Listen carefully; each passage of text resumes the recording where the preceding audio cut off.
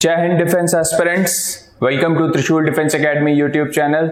My name is Shivam Pandey and guys, आज की इस वीडियो में जैसा कि आप लोगों ने इससे पहले की वीडियो वगैरह देखी होगी, उसमें हम लोग हिस्ट्री के पीवाईक्यू लेकर के आ रहे थे और मैंने आप लोगों से बताया था कि गाइस प्रिपरेशन तो कर रहे हो, साथ ही साथ अपने जो पीवाईक्यू वगैरह है उनको भी सॉल्व करते रहिएगा। तो आज की इस वीडियो में हम आपके साथ फिर से लेकर के आए हैं एक पीवाईक्यू की सीरीज गाइस, और इस पीवाईक्यू की सीरीज को हम लोग कंटिन्यू करेंगे। प्लीज इस सीरीज को देखते रहना गाइस, क्योंकि ये सीरीज आपके लिए बेहद इंपॉर्टेंट है। आपके एग्जाम पॉइंट ऑफ व्यू से ये सीरीज बहुत इंपॉर्टेंट हो जाती है। और गाइस देखिए, यूपीएससी ये क्वेश्चंस रिपीट करती ही करती है, तो इस चीज को ध्यान में रखिएगा और इस सीरीज को देखिए और अपने जो भी आपका स्कोर है उसको जरूर बताइएगा। तो आइए गाइस, हम लोग आते हैं अपने पहले प्रश्न के ऊपर। और गाइस ये क्वेश्चन जो पीवाईक्यू है, आप यूपीएससी की साइट पे भी जाकर के देख सकते हो, ये एज इट इज है। इसमें कोई भी इधर उधर के कहीं से क्वेश्चंस नहीं उठाए, ना मैंने खुद बनाए हैं, ना किसी ने बनाए हैं, ना किसी बुक के क्वेश्चन है, कुछ भी नहीं है। ये सिर्फ वही क्वेश्चन है जो यूपीएससी आपसे पूछता है, प्रीवियस ईयर्स जो पेपर हैं। ठीक है गाइस, इस सीरीज को प्लीज देखना। तो पहला क्वेश्चन आपकी स्क्रीन के ऊपर ये देखने के लिए मिल रहा है, who among the following did not bring trade ship to the port of Surat in pre British time. ठीक है, इनमें से कौन, निम्नलिखित में से कौन सा पूर्व ब्रिटिश काल में व्यापारी जहाजों को सूरत के बंदरगाह पर नहीं लाया था? आपको यह बताना है। तो पहला जो ऑप्शन देखने के लिए मिलता है, पोर्चुगीज या इंग्लिश थे, रशियन या फिर जर्मन। सी ऑप्शन है हमारा English and Arabs. D option है हमारा फ्रेंच या अरब्स। अब गाइज आप लोग बोलोगे कि सर हमने तो अभी मॉडर्न पढ़ा नहीं, अभी हम मेडिवल पढ़ रहे हैं, अभी हम एंशिएंट पढ़ रहे हैं, या हमने पढ़ा सर पर हम इतने डीप में नहीं गए। कोई बात नहीं, अपना कॉमन सेंस तो यूज कर सकते हो, which is not so common, मुझे पता है, लेकिन तब भी कॉमन सेंस तो हम लोग यूज कर सकते हैं। तो गाइस पहला ऑप्शन हमें देखने के लिए मिल रहा है पोर्चुगीज एंड इंग्लिश। और यहां पे क्या पूछा है, which of the following did not bring the trade ship? कौन नहीं आया था? इस शब्द पे ध्यान दीजिए। इंग्लिश तो आए थे ना, हमें पोर्चुगीज के बारे में भी नहीं पता, सर इंग्लिश आए थे, तो इस वजह से क्या हुआ, ये ऑप्शन तो हमारा कट गया। रशियन एंड जर्मन पे आते हैं, सर पता नहीं आए थे कि नहीं आए थे, ये नहीं पता। ठीक है, इस ऑप्शन को अभी हम हॉल्ट पे रख देते हैं। ठीक, आगे के ऑप्शंस को चेक करते हैं। देखो एलिमिनेशन कैसे किया जाता है ये सीखो। इसको हॉल्ट पे रख दिया। उसके बाद again sir English and Arab. Sir एक चीज हमने सुना था, यूरोप में जो ट्रेड होता था वो अरब, जो सेंट्रल एशिया देखने के लिए मिलता था, उसके थ्रू जो अरब्स होते थे वो आते थे। फिर अरब्स को एलिमिनेट करने के लिए ये जो वास्को डिगामा वगैरह था, इन लोगों ने रूट को फाइंड आउट किया, उसके बाद फिर यूरोपियंस आना स्टार्ट हो गए थे। तो सर अरब्स भी तो सुना सुना सा लग रहा है कि अरब्स ट्रेड करते थे। ठीक है, अरब्स। और यहां पे सर एक और चीज देखने के लिए मिली, इंग्लिश। जैसे सर यहां पे इंग्लिश काट दिया, यहां पे भी इंग्लिश कट गया। अब सर दो ऑप्शन तो हमने बड़े प्यार से एलिमिनेट कर दिए, देख रहे हो आप, बड़े प्यार से दो ऑप्शन एलिमिनेट कर दोगे, सिर्फ और सिर्फ बेसिक अंडरस्टैंडिंग, जिसको नहीं भी पढ़ा है तब भी। तो अब आपके पास देखो, अब आप यहां पे खेल सकते हो, आपके पास ऑप्शन अब बच गए हैं। ठीक है ना, तो अब आपके पास ऑप्शन बी और ऑप्शन डी बच रहा है।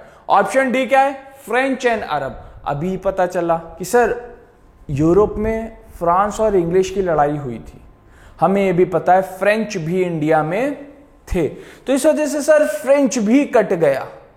अब हमें इस ऑप्शन के बारे में तो पता ही नहीं, सिंपल क्या हुआ गाइस, एलिमिनेट करके हमने अपना राइट आंसर जो है वो निकाल लिया, और राइट आंसर इज बी। इस तरीके से एलिमिनेशन मेथड यूज करना चाहिए हम लोगों को। ठीक है ना, इस तरीके से एलिमिनेट करोगे। हमने पढ़ा तक नहीं सर कौन आया कौन नहीं आया, हमें कुछ नहीं पता, हमने बस अपनी कॉमन सेंस को यूज किया और उस बेसिस पे हमने आंसर निकाल लिया। तो पेपर जब देने जाते हो ना, तो थोड़ा सा बैठा करो, पेपर को समझो। पेपर आपके ऊपर डोमिनेट करे, इससे पहले आप पेपर के ऊपर डोमिनेट हो जाओ। पेपर को अपने ऊपर डोमिनेट मत होने दो, ठीक है। जब आप पेपर आपके ऊपर डोमिनेट कर जाएगा ना, तो एग्जामिनेशन हॉल में आप फिर कुछ नहीं कर पाओगे। पेपर को कभी डोमिनेट मत होने देना अपने ऊपर, ठीक है ना। तो right answer is B, Russian and German, ठीक है। देखो राइट आंसर इज B1। आगे चलते हैं अब हम अपने क्वेश्चन पे। चलो नेक्स्ट क्वेश्चन हमारा क्या कह रहा है गाइस। हमारा जो नेक्स्ट क्वेश्चन है वो कह रहा है the factory act of 1891 in India was enacted to. जो फैक्ट्री एक्ट था इंडिया में, कब का? 1981 में, 1891 में। वो कब इनैक्ट किया गया था? Enacted to. क्यों इनैक्ट किया गया था? कारण क्या था? देखो यूपीएससी, मैंने हमेशा बोला है, यूपीएससी आपसे कभी फैक्ट नहीं पूछता है, ठीक है। यूपीएससी आपसे एनालिटिकल क्वेश्चन पूछता है, आप एनालिसिस कर पाओ उन क्वेश्चंस की। इससे पहले वाले क्वेश्चन में भी फैक्ट नहीं था, एनालिसिस था। सर ये वाला जो क्वेश्चन है ना, ये भी कैसा है? एनालिटिकल बेसिस पे है। आपको इसमें सिर्फ और सिर्फ एनालिसिस करना है। तो ऑप्शन ए क्या कह रहा है? Improve the condition of the labour in India. जो फैक्ट्री एक्ट आया था 1891 का, वो क्यों आया था, आपसे ये पूछ रहा है। तो पहला ऑप्शन क्या है? Improve the condition of labour in India. ठीक सर, हमको नहीं पता, देखते हैं सर आगे। Ensure greater government control over industry in India. Greater government control industry in India, ठीक है सर। तो सर अब इस ऑप्शन को तो छोड़ दिए। Provide level paying field for English manufacturers, ये एक ऑप्शन है, देख रहे हो। एनालिसिस करना है हमको। Enable greater political control over Indian industry. अब देखो गाइस, ये जो अंग्रेज आए थे, हमको सबको पता, हमारे ऊपर शासन करने आए थे, रूल करने आए थे। और ये जो फैक्ट्री एक्ट देखने के लिए मिल रहा है 1891 का, तो यानी कि अब 1891 तक का जो समय था ना, आप एक टाइम पीरियड से रफ आइडिया ले लो कि सर 1857 की क्रांति हो चुकी थी। और 1857 की क्रांति होने के बाद गवर्नमेंट ऑफ इंडिया एक्ट 1858 आ चुका था। 1858 का जो एक्ट देखने के लिए मिलता है वो आ गया था, ठीक है। तो ये सारी चीजें हो गई थी। और हम यहां पे एक चीज देख सकते हैं कि अब जो मुगल्स थे, मुगल्स का जो एक डिक्लाइन फेज 1707 से लेकर के 1857 तक चला था, वो अब मुगल का फेज भी खत्म हो चुका है, ठीक। तो अब यहां पे देखते हैं, ensure greater government control over industry. Sir ऐसा कुछ था नहीं, ये इनकी कंट्रोल पहले से देखने के लिए मिल रही थी। देखो सिर्फ हम डेट से एक रफ आइडिया ले रहे हैं, हम इधर उधर कहीं नहीं जा रहे। हमको बस इतना पता है कि 1857 की क्रांति के बाद की चीज है, ठीक है ना, ये चीज देख रहे हैं। अब उसके बाद सेकंड ऑप्शन क्या है? Provide a level playing field for English manufacture. Sir अगर ऐसा उनको करना होता ना तो वो कर देते, कोई एक्ट उनको लाने की जरूरत नहीं थी, वो बस बोलते और काम हो जाता था, ठीक है ना। Enable great political control. Political control तो सर पहले से ही था, जो चार्टर एक्ट वगैरह आ रहे थे, रेगुलेटिंग एक्ट्स वगैरह देखने के लिए मिले, गवर्नमेंट ऑफ इंडिया एक्ट जो आ रहे थे, पॉलिटिकल कंट्रोल पहले से था। तो पॉलिटिकल कंट्रोल के लिए सर फैक्ट्री एक्ट क्यों ही लेकर के आएंगे? क्योंकि sir improve the condition of the labours in India. अब लेबर जो उनके लिए काम कर रहे हैं, उनकी कंडीशन को भी तो सही थोड़ा बहुत रखेंगे। क्यों? क्योंकि जो यूरोपियन प्रेस वगैरह थी, यूरोपियन मीडिया वगैरह थी, वो यूरोप में छापती थी, वहां पे फ्रीडम ऑफ प्रेस देखने के लिए मिलता था, जिसकी वजह से इंडिया में क्या हो रहा है, इंग्लिश जो कंपनी देखने के लिए मिले, वो कंपनी इंडिया में लोगों के ऊपर किस तरीके से क्रूरता कर रही है, वो ये लोग दिखाया करते थे। तो इनकी इमेज वहां अपने देश यूरोप वगैरह में भी थोड़ी क्लीन रहे, इस वजह से ये एक्ट वगैरह लेकर के आया गया। गाइस देखो, अभी तक हमें किसी के बारे में कोई ज्यादा जानकारी नहीं। 2 क्वेश्चन हमने देखे यहाँ पे, अभी हमको कुछ नहीं पता इन क्वेश्चन के बारे में, बस हमने इन क्वेश्चंस को कैसे सॉल्व किया, अपनी कॉमन सी अंडरस्टैंडिंग के बेसिस पे किया। यूपीएससी आपसे यही चाहता है यार, और इससे ज्यादा आपसे कुछ नहीं चाहता यूपीएससी, ठीक है ना। Improve the condition of the labour in India. Next question की तरफ गाइस हम लोग अपने पढ़ते हैं। Bolshevik revolution. देखो अब बोलोगे सर आपने तो बोला था फैक्ट आते नहीं है, अगला ही क्वेश्चन सर आ गया। सर फैक्ट जो है ना ऐसे नहीं आते कि आपको क्या ये पर्सनैलिटी और सर इनके बारे में आप सबको पता होना चाहिए, ठीक है ना। और चलो मान लिया सर नहीं भी पता, लेकिन मुझे लगता है ये सब जो क्वेश्चंस है ना इन सब के बारे में आपको पता होना चाहिए। और सब ने सुना होगा Bolshevik revolution started in Russia during the reign of, किसके समय स्टार्ट हुआ था? Tsar Alexander second, tsar Alexander third, tsar Nicholas second के अंडर में स्टार्ट हुआ था। क्लियर? ये थोड़ा सा वर्ल्ड हिस्ट्री का हो गया और ठीक है सर ये सबको पता रहता है, ये कॉमन सी बात है, ठीक है ना। इतना अगर आप यूपीएससी की प्रिपरेशन कर रहे हो तो एग्जामिनर आपसे उम्मीद करता है। ये सब जो है ना लड्डू क्वेश्चन है, ठीक, एकदम यूपीएससी थाली में परोस करके आपको दे देता है ये पॉइंट, ये लीजिए सर ये पॉइंट मेरी तरफ से आप रखिए, ठीक है। Tsar Nicholas second. अब थोड़ा अगर दिक्कत है तो गाइस थोड़ा सा फिर इसका मतलब प्रिपरेशन हमारी किसी और पाथ पे डाइवर्ट हो रही है, तो उसको अपने राइट पाथ पे लेकर के आइए और फिर चलिए। अगर इसके नाम भी आपको नहीं पता है, क्योंकि यार ये सब इंपॉर्टेंट पर्सनैलिटी हो जाती हैं, ठीक है। और मानता हूं कि कुछ डेट्स वगैरह नहीं याद रह पाती और लड़के नहीं भी करते, यूपीएससी आपसे पूछता भी नहीं है, ठीक है ना। तो इन सब पर्सनैलिटीज के नाम वगैरह पता होने चाहिए हमको, ठीक है। नेक्स्ट क्वेश्चन की तरफ हम लोग चलते हैं guys. Who among the following was associated with the Hindustan Socialist Republic Association? निम्न में से कौन हिंदुस्तान सोशलिस्ट रिपब्लिक एसोसिएशन से बिलोंग करता था? थोड़ा सा टाइम लीजिए, इसके बारे में सोचिए। सुभाष चंद्र बोस, एससी बोस, महात्मा गांधी, कट गए। हिंदुस्तान सोशलिस्ट रिपब्लिक एसोसिएशन, ऐसा तो सर हमने कभी सुना ही नहीं, ठीक। लक्ष्मी सहगल, नहीं सर ये भी नहीं, हमने सुना ही नहीं लक्ष्मी सहगल, ठीक, कि ये इससे बिलोंग करते हैं। उसके बाद बच रहे हैं दो, सुभाष चंद्र बोस और भगत सिंह। अब हम यहां पे थोड़ा सा रिस्क अगर आप लेना चाहते हो तो आप ले सकते हो। तो हमारा जो राइट आंसर यहां पे देखने के लिए मिलता है that is the Bhagat Singh. Bhagat Singh इस एसोसिएशन से बिलोंग करते थे। क्लियर है गाइस? चलो नेक्स्ट क्वेश्चन की तरफ अब हम लोग अपने बढ़ते हैं। फिफ्थ क्वेश्चन पे हम लोग अपने आ गए। The Indian national army was organize to fight against, जो INA था, INA का गठन क्यों किया गया था? किसके अगेंस्ट फाइट करने के लिए इसको बनाया गया था? जर्मनी या Japan, British in India, Japan के साथ या रशिया के साथ?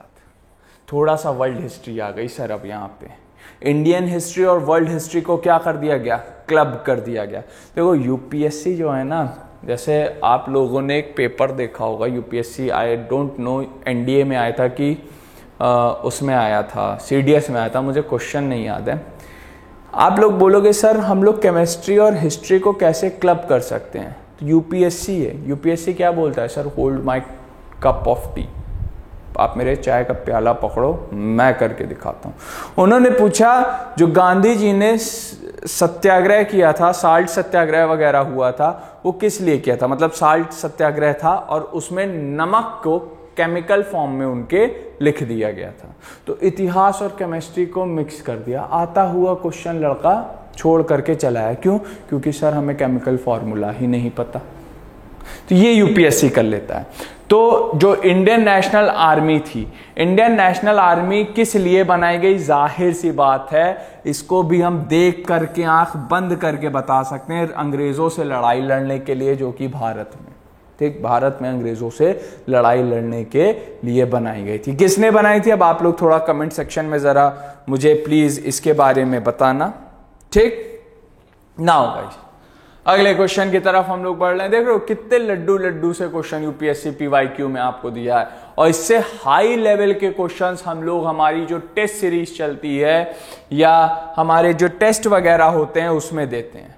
तो जब आप अपना लेवल ही अपग्रेड करे रहोगे तो गाइस ये सब क्वेश्चन एकदम लड्डू से हैं, to be very honest. UPSC आपको सिर्फ बोलता है कि सर एनालिसिस कर पा रहे हो देन यू आर वेलकम, अगर एनालिसिस नहीं कर पा रहे हो सर तब फिर दिक्कत है आपके साथ, ठीक है। इसीलिए जितना अच्छा आप एनालिसिस चीजों का कर पाओगे उतना सही देखने के लिए मिलेगा। चलो नेक्स्ट क्वेश्चन पे अब हम लोग आते हैं। नॉन कॉरपोरेशन मूवमेंट असहयोग आंदोलन से है। Non corporation movement was withdrawal after the, इससे लड्डू क्वेश्चन क्या ही कोई मांग सकता है गाइस। नॉन कॉरपोरेशन मूवमेंट असहयोग आंदोलन वापस क्यों लिया गया था? फर्स्ट वर्ल्ड वॉर की वजह से? बिल्कुल नहीं सर, फर्स्ट वर्ल्ड वॉर के बाद ही तो शुरू हुआ था। गांधी जी के बारे में हमने पढ़ा है ना, फर्स्ट वर्ल्ड वॉर के बाद हुआ था। बारदोली सत्याग्रह के लिए वजह से? बिल्कुल भी नहीं सर, सरदार पटेल जी ने बारदोली सत्याग्रह किया था। Gandhi Irwin pact? ना सर, बिल्कुल भी नहीं। कांग्रेस ताकि फर्स्ट राउंड टेबल कॉन्फ्रेंस में आ सके इसीलिए गांधी अरविंद पैक्ट हुआ था, ठीक है। तो बच क्या रहा है सर? चौरी चौरा गोरखपुर में हुआ था।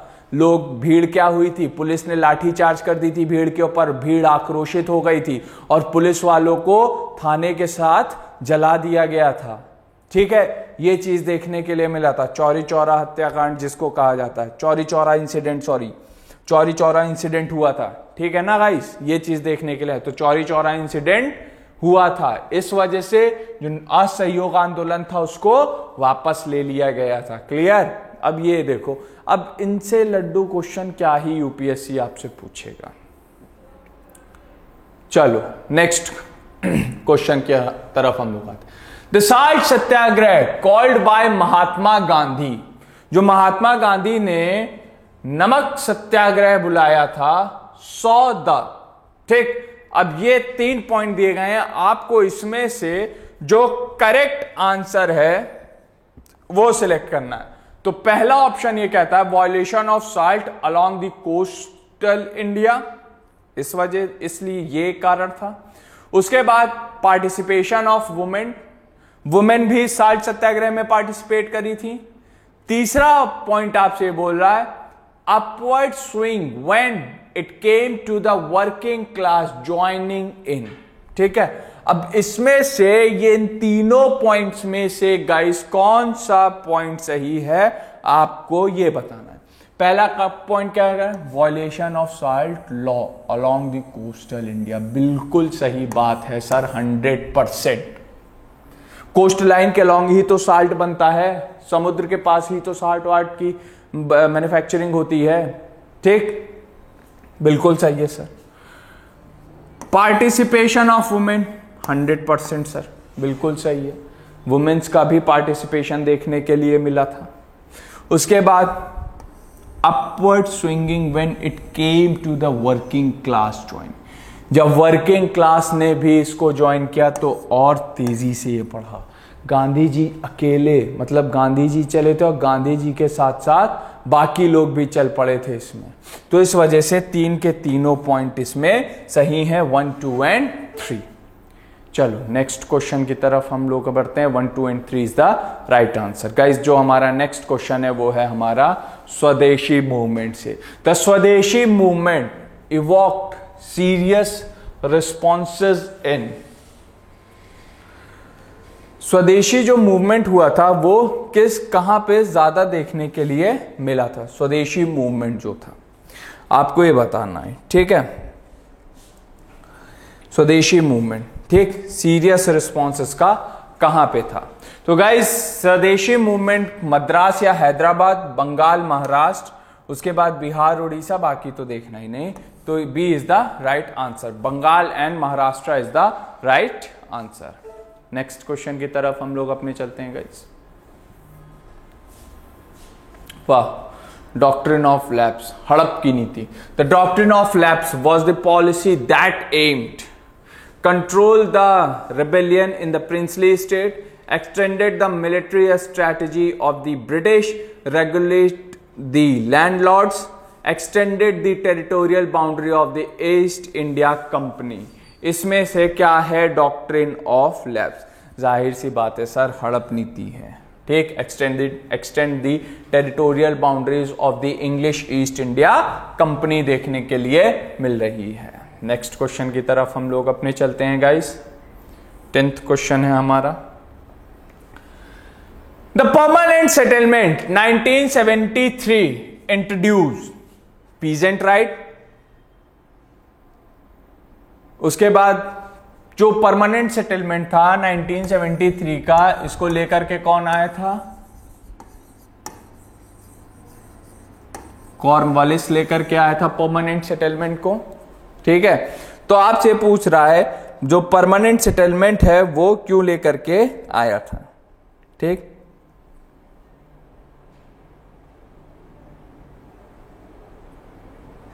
ठीक, Borgius property right in land to zamindars, shipping right of the East India Company, right for the women to have the property right। Sir अंग्रेज कभी इनको हक नहीं दे सकते थे, चाहे जो हो जाता। Shipping rights for the east English east India company, ना सर, शिपिंग राइट क्यों होगा सर? शिपिंग राइट की कोई जरूरत नहीं, वो तो कोस्टल पे डिपेंड करता है। उसके बाद नेक्स्ट क्या था?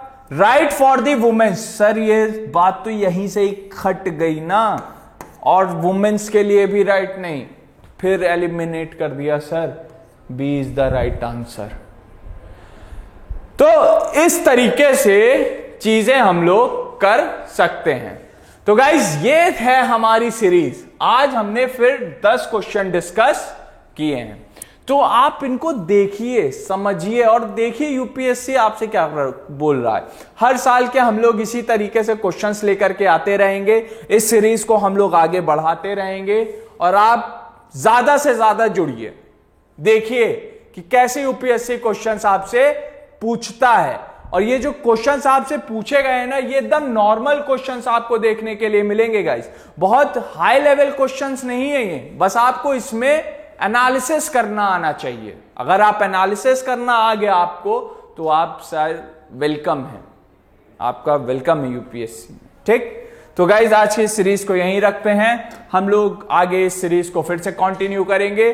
तो मुझे उम्मीद है कि आपको ये सीरीज पसंद आई होगी। So guys thanks a lot for watching this series and make sure to subscribe the channel of the Trishul defence academy. और इसका जो भी पूरा पीडीएफ है ये आपको त्रिशूल के टेलीग्राम चैनल पे मिल जाएगा, जो कि ऑफिशियल चैनल है। लिंक इसका डिस्क्रिप्शन में है गाइस। थैंक यू, जय हिंद। जहां बनते हैं देश के गौरव, इंडिया का एकमात्र ऐसा कोचिंग इंस्टीट्यूट जहां कैडेट्स को ट्रेन किया जाता है आने वाले डिफेंस एग्जाम के अनुसार। अगर आपका भी सपना है भारतीय सेना में शामिल होकर देश की सेवा करने का, तो आज ही ज्वाइन करें त्रिशूल डिफेंस एकेडमी।